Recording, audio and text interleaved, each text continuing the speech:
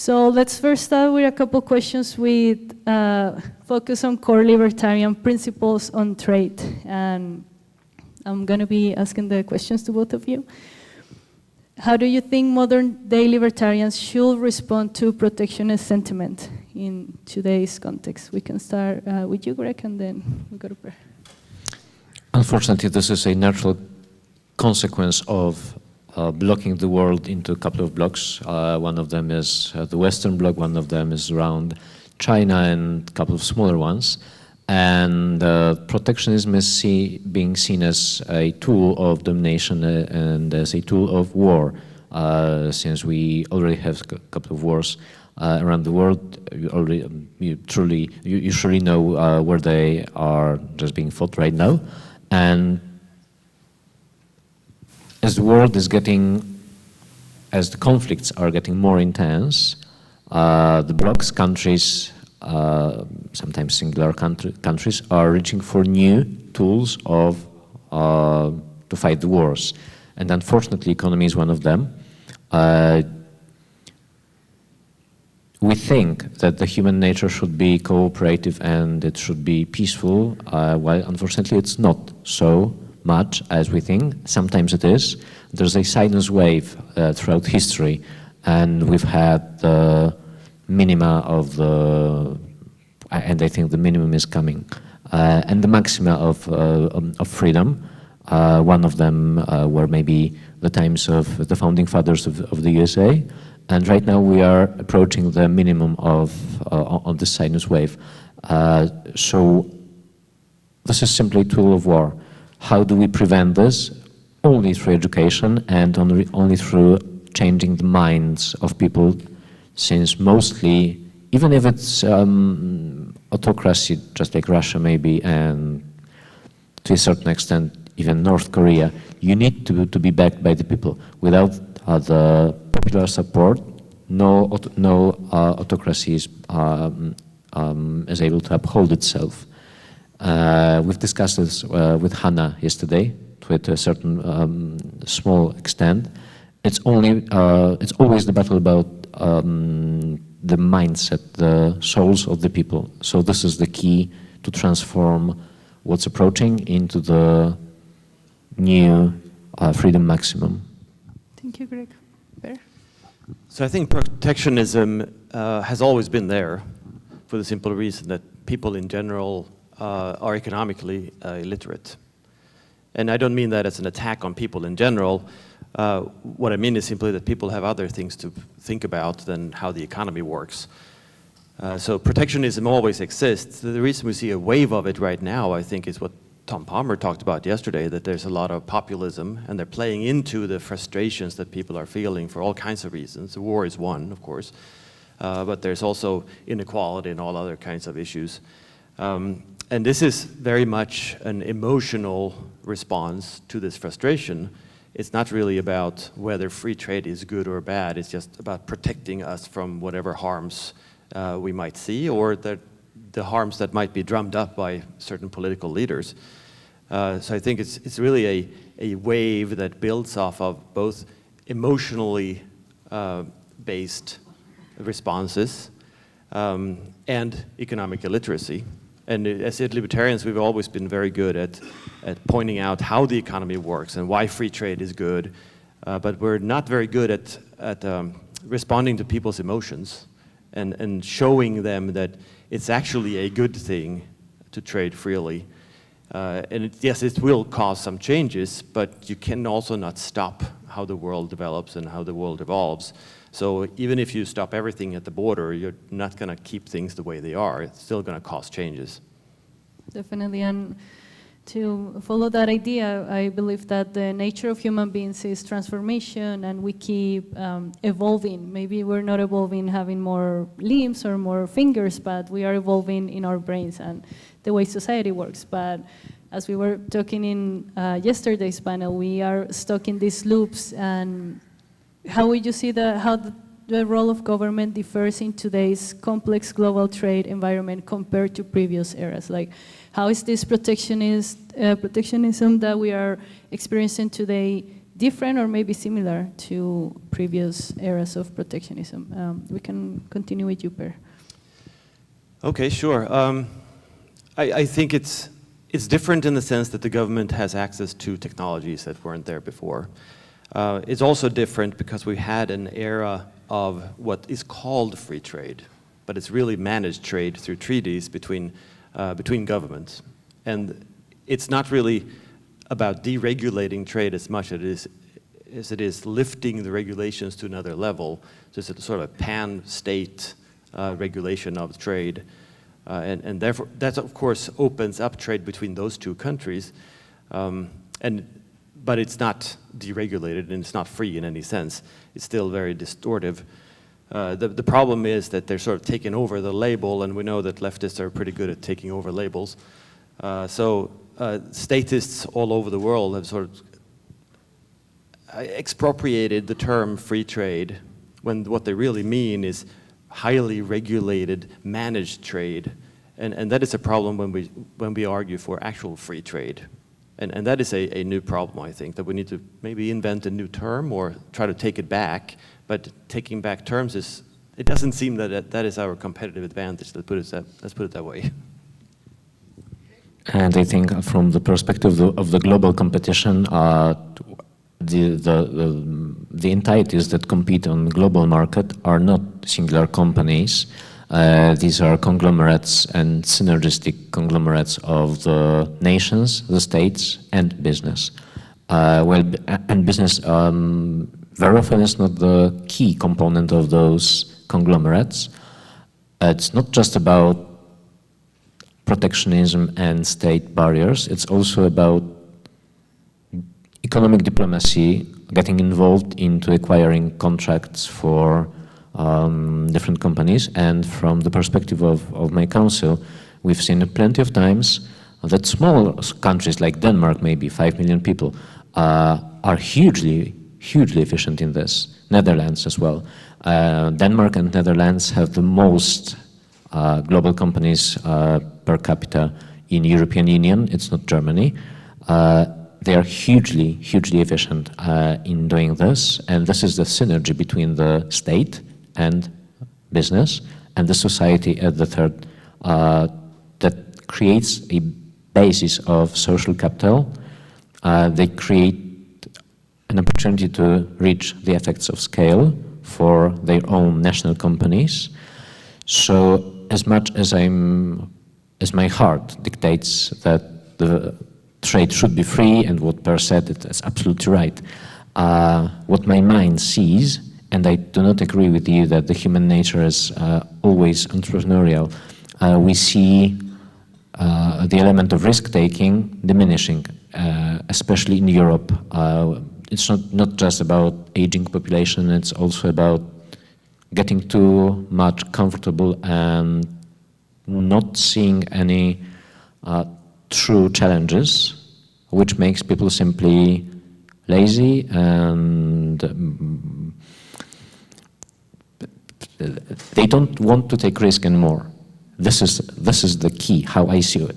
This is the fundament of this, the foundation of this change, and the countries that still see this can outcompete even the best free market economies that will not have the support of the state in the form of economic diplomacy on a global scale when competing on the global market. So unfortunately, the reality is not black and white, and the involvement of the state in absolute terms is very often to the benefit of the of business, but the situation is extremely rare. So we could name only a couple of countries around the world that are net,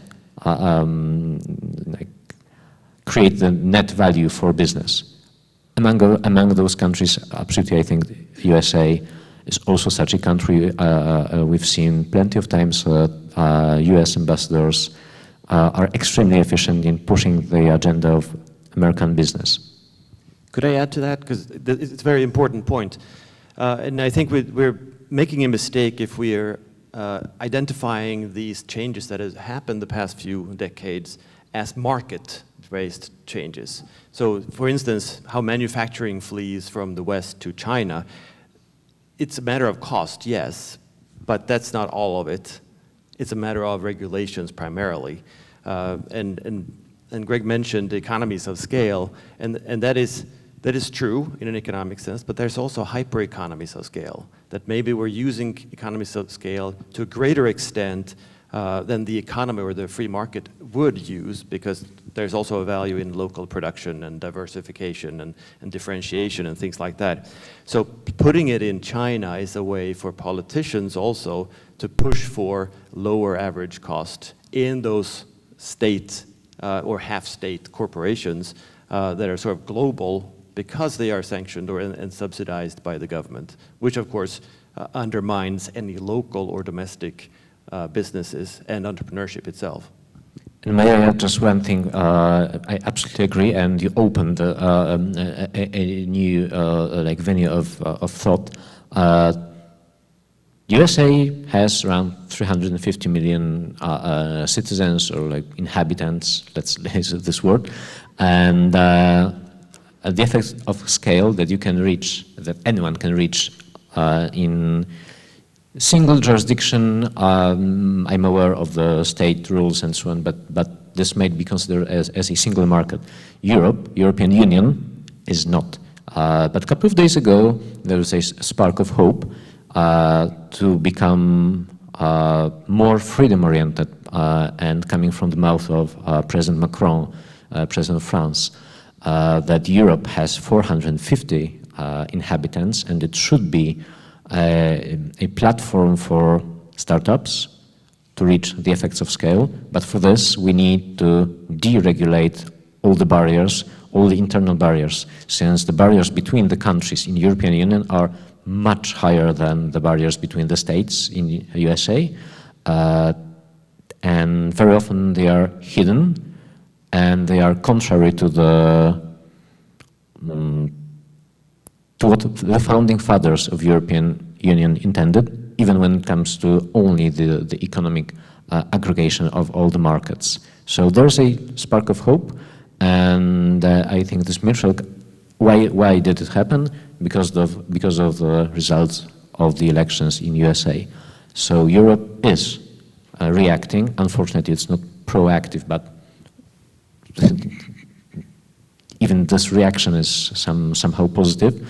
And if we do manage to create the competition of freedom between the USA and the European Union, I think this tandem would be simply, would show how things can be done. Wonderful, thank you so much. I would like to go back a bit more into the technologies, because when we talk about traditional goods and economies of scale and all of these, they're somehow very tangible and very, you can see it, you can kind of like understand them better. But then with the rise of digital goods and services, sometimes the lines get a little bit blurry. As a libertarian response, from a libertarian perspective, what unique challenges do you see in advocating for the free digital trade compared to traditional goods? And how can we advocate for free digital trade help the free traditional goods?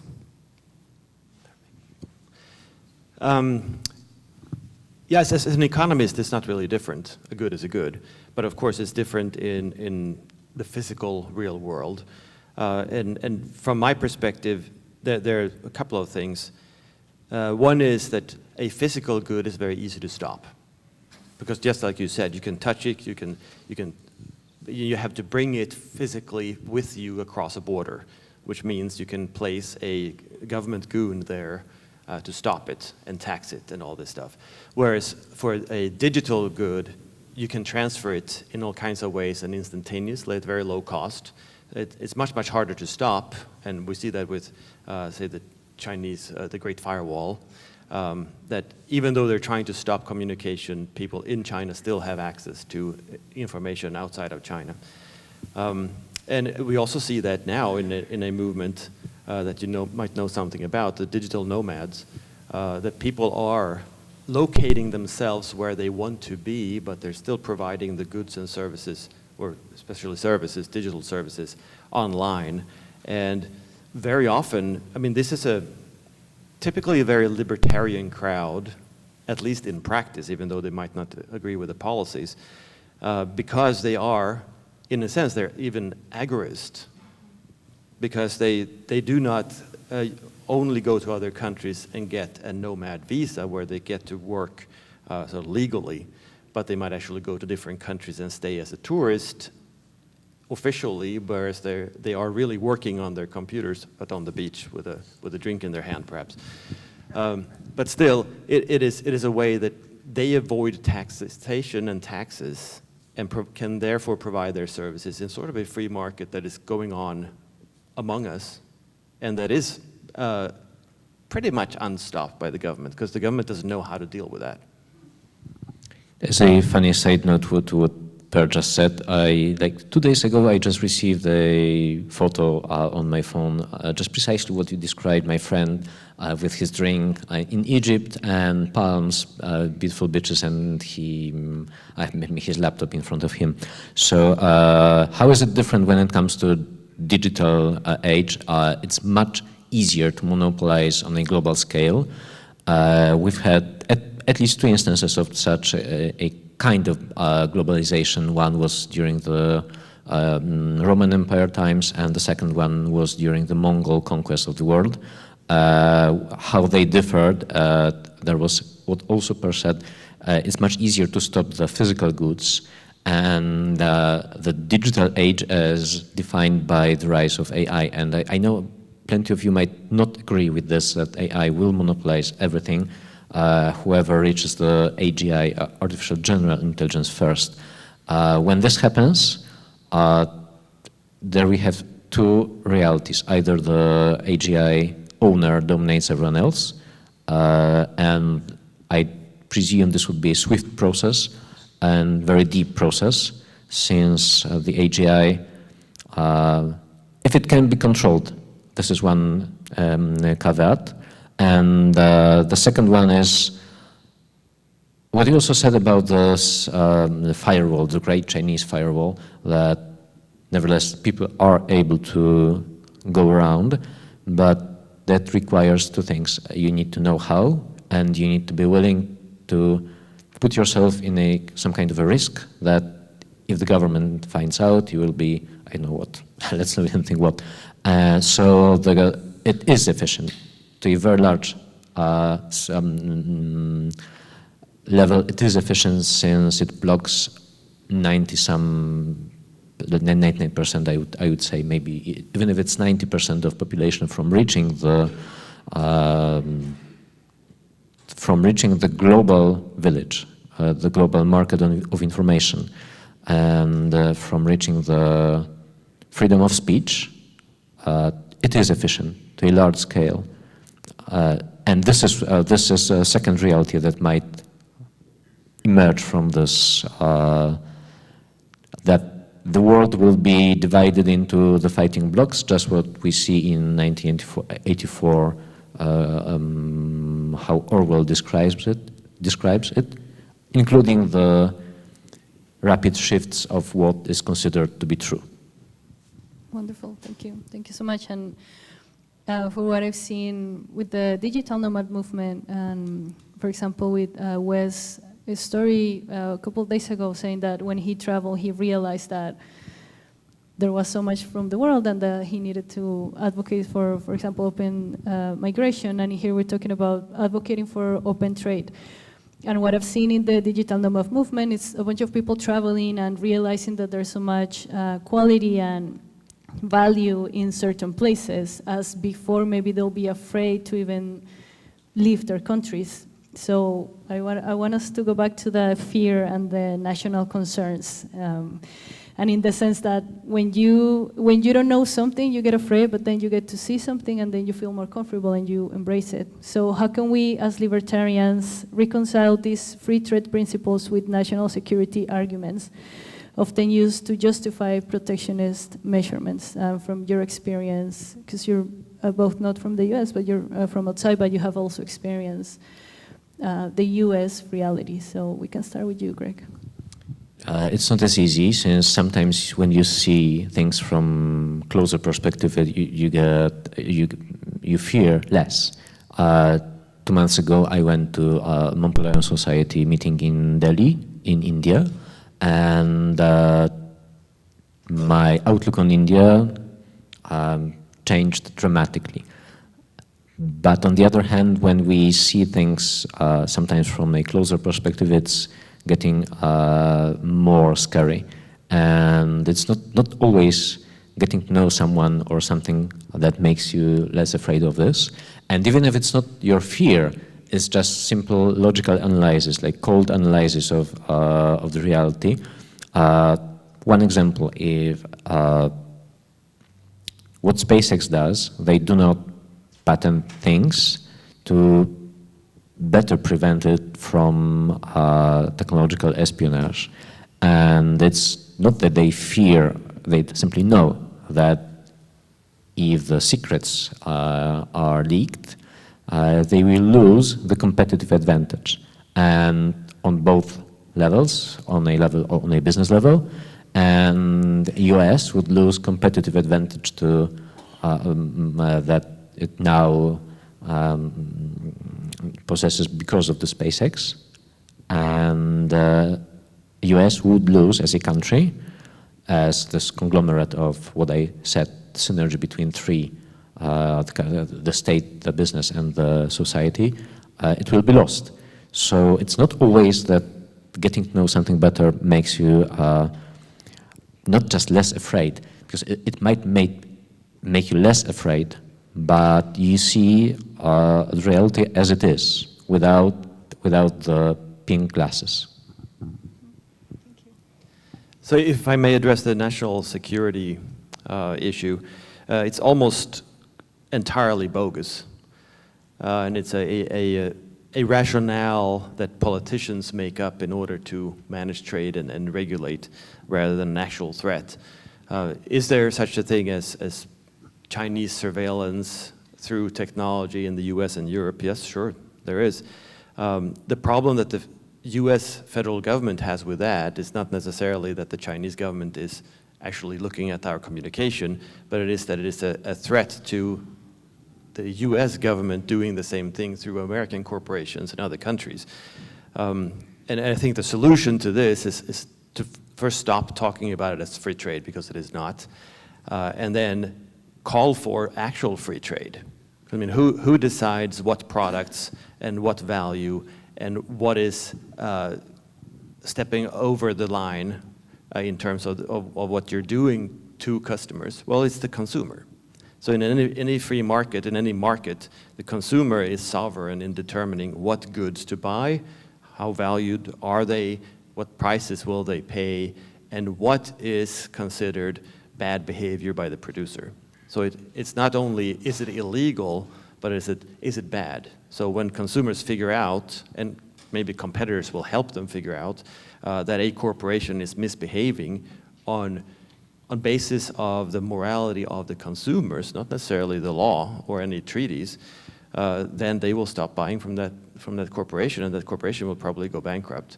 And I think reinstituting consumer sovereignty is sort of number one to get the market to work.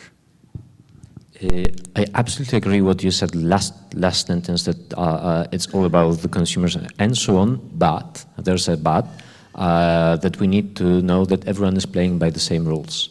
And while this is a utopian, idealistic way of, and I'm absolutely 100% I sign up to this, but the world unfortunately is not as easy and as friendly as we might think. And very often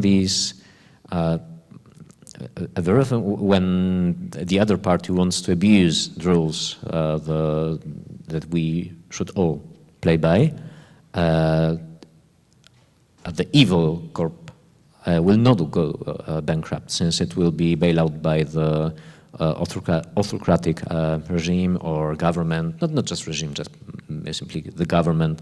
Like Germany does not have a regime, but they will bail out their car industry soon. So it's Unfortunately, the world is much more complicated. And why is it so important? I will go back to what we discussed with Hannah, to tell the truth to the people. So the more we can, the more presence in media we have, the more we explain to people how things work, both on a global level, on a competition, on a global scale, and internally, and so on, that people know not just the basics, since the laws of supply and demand, it's just simply scratching the surface of what this looks like, all the mechanisms and processes that are present in economy, especially on a global scale. So this is exciting, because here we definitely disagree. So the level playing field argument, and we have to play by the same rules, to me that is well, to put it frankly, and not calling you this, but it's statist bullshit.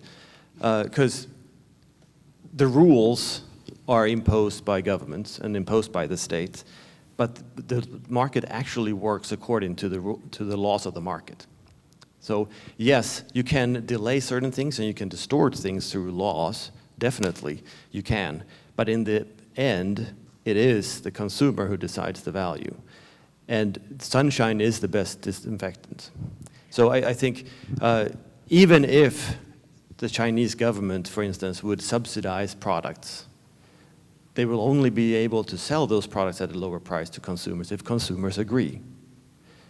And of course, if they keep things secret, if they keep the surveillance secret, then that might be a problem. But that's a problem that is intended, or that will be solved in the marketplace, simply because consumers, well, they will try different things and they will have certain experiences.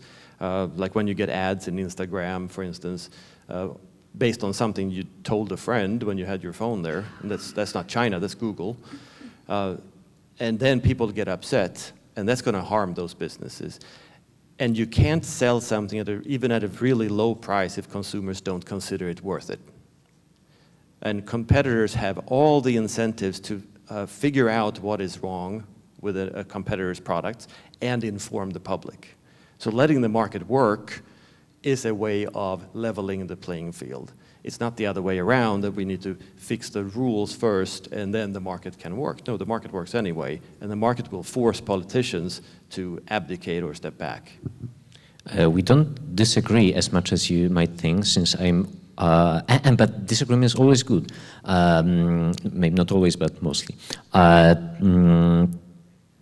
This is why I advocate for educating everyone, so that people understand this. And the second thing where we might disagree, you said about the delay between the two events, between, for example, doing something wrongful and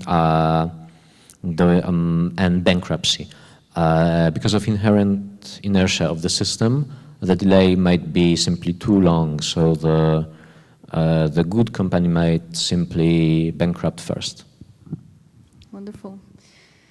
I love that we have a different view, that's all. And that's where my next question is going. You both have expertise advocating and in activism for libertarian ideas. So in your perspective and from your experience, how can we as libertarians, young generations of libertarians, revitalize the advocacy for free trade, both in policy circles and in public opinion?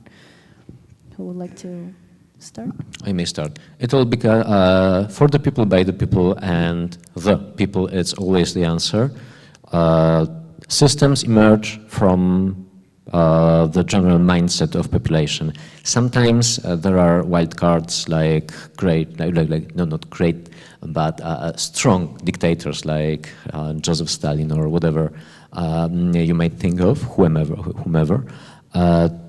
But on a statistical level, systems emerge from the population. So the more conscious the population is, the better the knowledge of economic mechanisms and the general level of transparency, and you can implement this, like interval this into the DNA of the state, of a company, of every aggregate of people, and that needs to be done. This is why it's crucial not just to speak to those who already agree with us, but even more, just like in the Bible, it's even more important to convince one who might be opposing, not to our ideas, but to the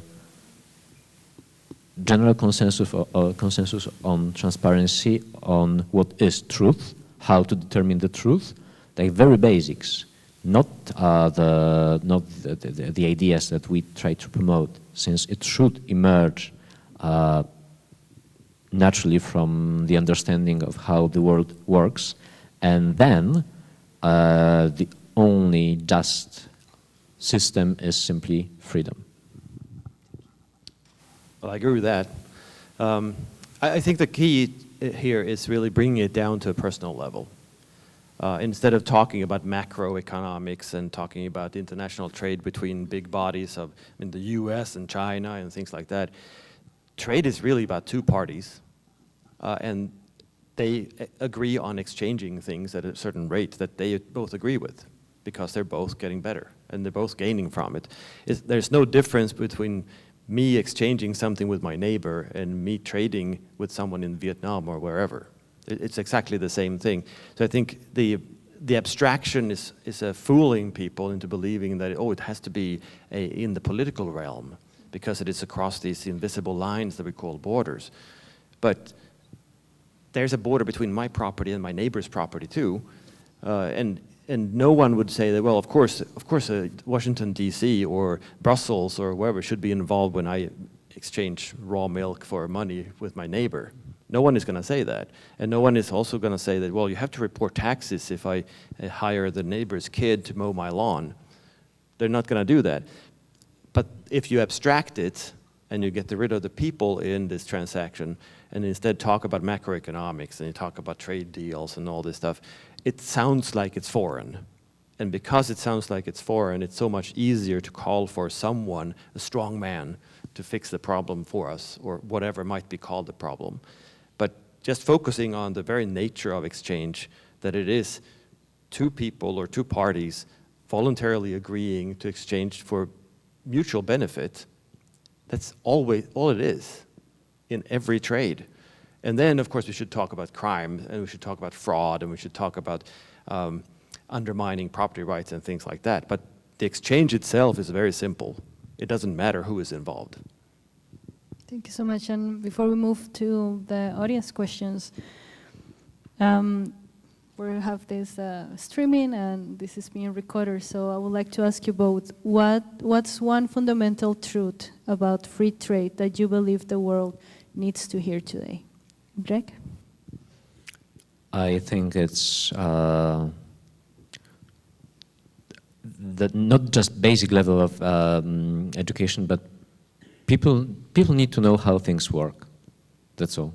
When people know how things truly work, but truly, not their like opinions on things, it's called logical truth that needs to be the foundation of every decision.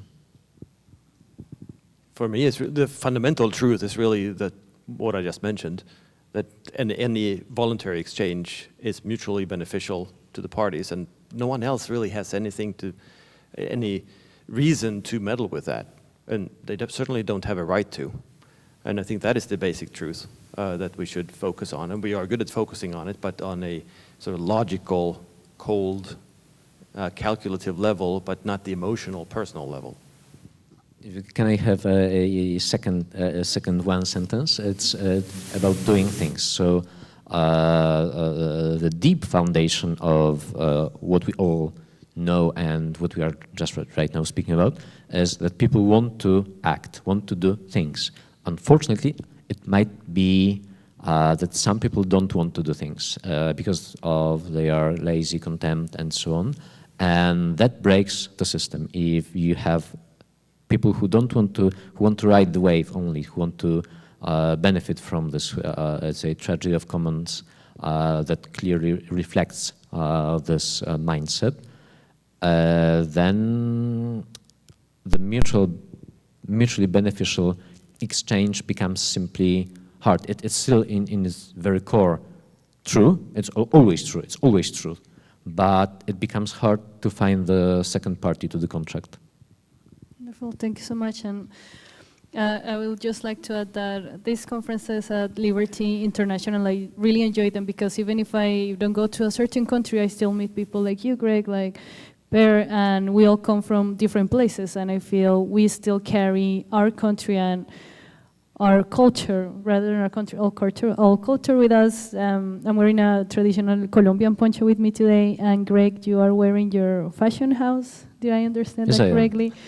Maybe very shortly, while we get the mics for the audience ready, you can tell us a little bit about it. What this is about? It's about transparency and about involving 8 billion people into this new, what I think is the greatest project that we might envision. It's to include every single being, human being, on Earth into some kind of a project. And if it's transparency and dispersed control of everything, this could counter all the negatives that I was speaking about.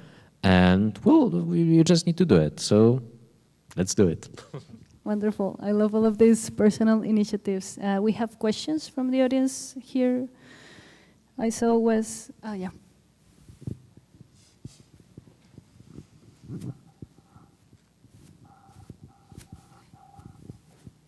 Thank you. Yeah, my name is Wes Benedict. I'm for unilateral free trade. I think protectionism, whether it's tariffs or subsidies, costs the host country that's doing that more than it does the other countries out there. And so if America, for example, has unilateral free trade, we are going to be richer and more powerful. Meanwhile, if my enemies are Russia and China, and they have lots of protectionism, and they have tariffs, and they have subsidies and whatever, then as my enemies, I'm glad they're doing that to themselves. They're shooting themselves in the foot. So unilateral free trade makes us rich and powerful. Protectionism, tariffs, all that stuff makes you weak and less powerful. Am I right?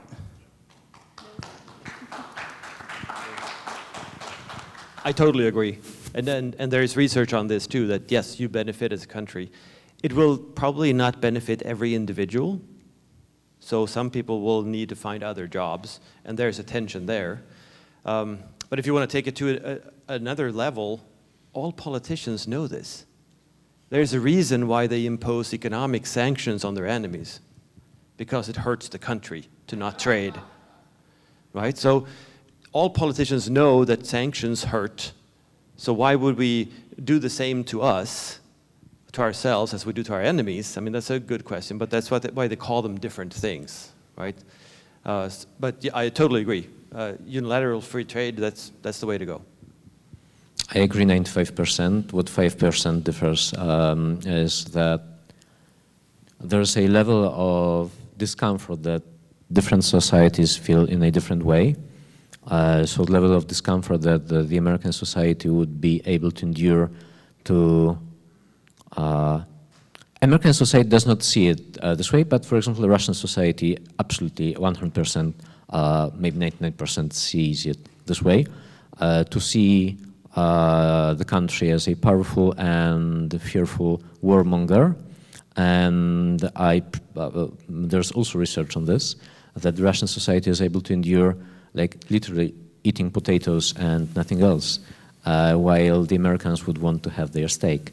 And these differences between efficiencies of economy are absolutely obvious. No one would ever argue that's like the basic nature of the universe. But then you have the disposable income that you might sacrifice to winning the global strife, and it's not just in economic terms, but also in military terms.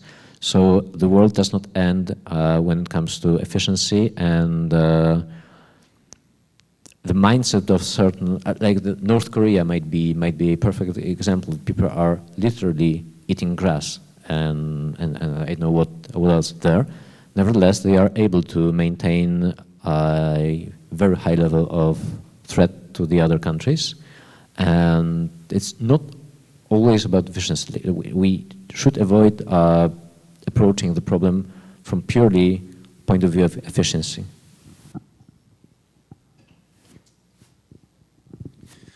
Hi. I was, the past few weeks, been looking at some of the pamphlets of the old American Free Trade League, and they had a lot of material that was appealing to the working man at that time.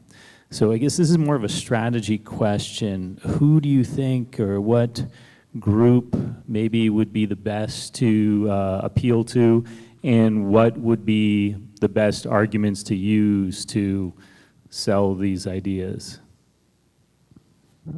We need to target everyone, and we need to like make the brackets different arguments and different, maybe not different arguments, but the presentation and emphasis should be different when speaking to different segments of the society. I think we should definitely target everyone. I think that different groups will benefit to different extents. So free trade will definitely benefit the poor and the working class much more than the rich, simply because free trade means entrepreneurship, and that means disruption. It means that you cannot stay ahead for very long unless you constantly and continuously renew yourself. And any regulations and any protectionism and trade barriers will only prop up who are the big players now and the political players. So free trade will definitely benefit the just common people much more than special interests. And I think that is a strong argument for it, whereas most people would tend to believe it's exactly the opposite. Oh, the big giants, the big corporations will benefit. No, they benefit from the state. What everybody else benefits from free trade. I would add, I completely agree, and add to this that the working class has much more appetite for life and is much more active than those who have already achieved some like higher net worth.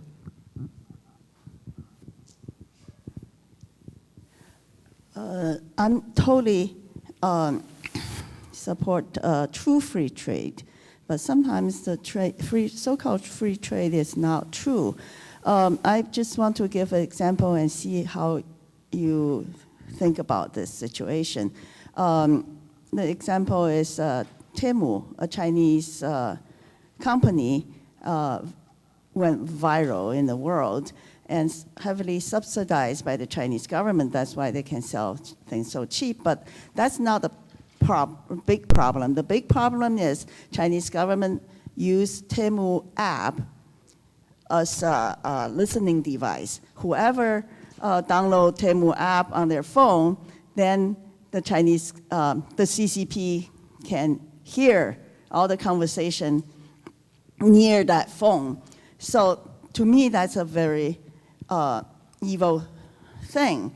But then when I talk to people about this, and they say, well, I don't mind, I just want to buy cheap things, and I don't mind Chinese government listen to me, I have nothing for them to harm me. So yesterday, one speaker was criticizing libertarian talk too much about principles, and he said you don't have to have principles, talk about principles. But I think that's people lack of principle. That's why they make that kind of choice. So this is very real and very threatening, but I don't really know what to do. But I want to hear from the expert. First,